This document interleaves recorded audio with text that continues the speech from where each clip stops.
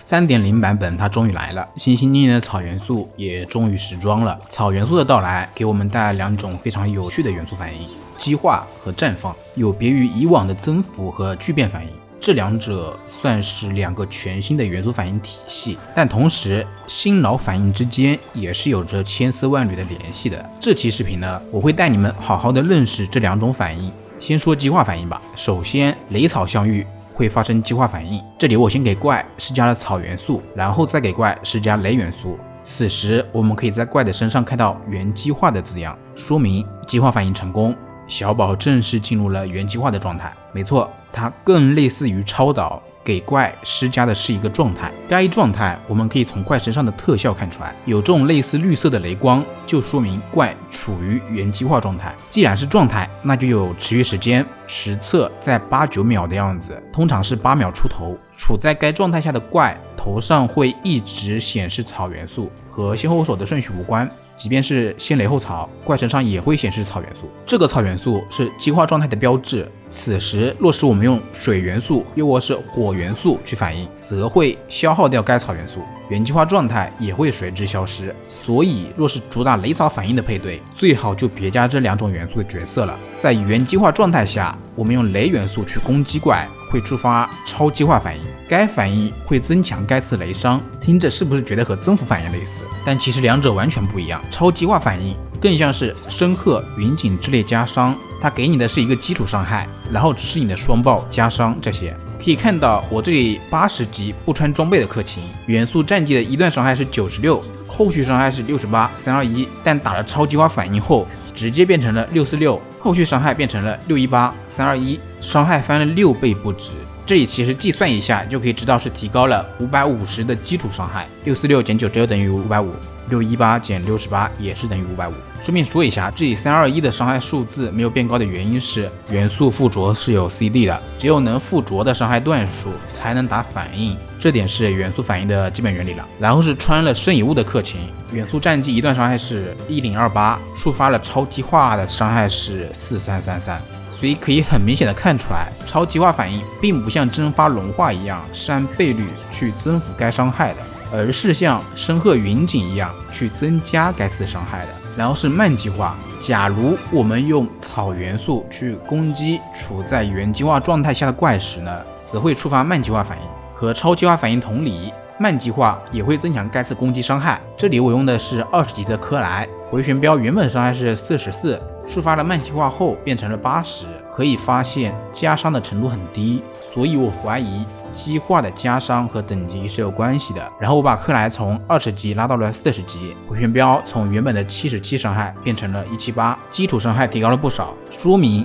激化反应和等级是有关系的。当然和精通也同样是有关系的，这点和聚变反应是一样的。几个需要注意的点：一、超激化和慢激化两者的原理是一样的，区别只在于触发伤害的元素类型不同。二、处在原激化状态下的怪头上的草元素是不会和雷元素反应的，两者会共存，并且即便我们一直给处在原激化状态下的怪施加草元素，原激化状态也不会被延长。不过呢，我们可以反复不断的给怪上雷上草，这时我们是可以同时打出慢激化和原激化的，也就是说原激化状态是可以通过这种手段一直延长下去的。三、只有原激化状态才会消耗雷草元素，但不论先后顺序，触发了原激化后，怪身上一定是草元素附着。四、处在原激化状态下的怪可以持续性的打出超激化又或是慢激化，没有次数限制，所以理论上激化反应更适合高频雷伤又或是高频草伤的角色，这样才能在有限时间内打出更多次的激化反应。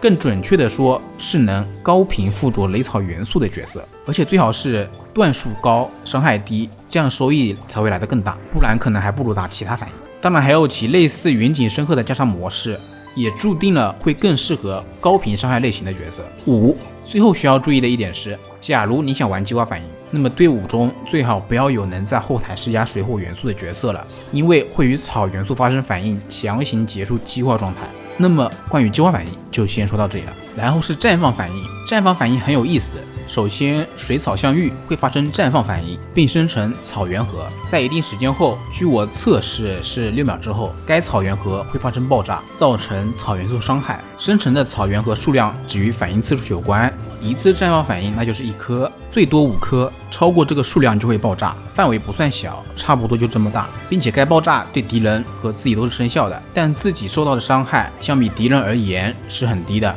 仅有20几分之一。同时该爆炸伤害和角色的等级精通也同样是挂钩的，并且吃的是后手角色的等级和精通。比如我这里先挂水，后用低等级的克莱挂草，可以看到爆炸伤害只有343，但当我先用克莱挂草，再用高等级的星海去触发绽放反应时，草原盒的伤害就变成了2646，说明和后手触发该反应的角色是有关的。不过干等6秒实在是太蠢了，这时我们就可以利用雷火元素来加速草原盒的爆炸。当草原盒接触到火元素时，会发生烈绽放，产生基础伤害更高的草元素范围伤害。没错，依旧是草伤，而不是火伤。此时该爆炸伤害就与水草反应的先后顺序无关了，至于触发该烈绽放的角色相关。80级领精通的卢老爷触发的烈绽放伤害为2909。假如我们用雷元素去接触草原盒呢，那么就会触发超绽放反应。超绽放会改变草原盒的伤害形态，不再是爆炸，而是变成了可追踪敌人的飞弹。好处是不太会误伤到自己了，但坏处是虽然依旧有范围伤害，但这个范围缩小了很多， AOE 的伤害能力下降了。可以看到这里，只要离得够近还是会吃到伤害的。至于爆炸伤害方面，则是和烈绽放完全一样的。80级零精通的克勤，超绽放伤害也为2909。绽放的精通收益个人觉得还挺高的。这里我小测了一下，131精通的克勤，超绽放伤害变成了5761。说实话，提升感觉还挺大的。虽然和聚变反应一样不会暴击，但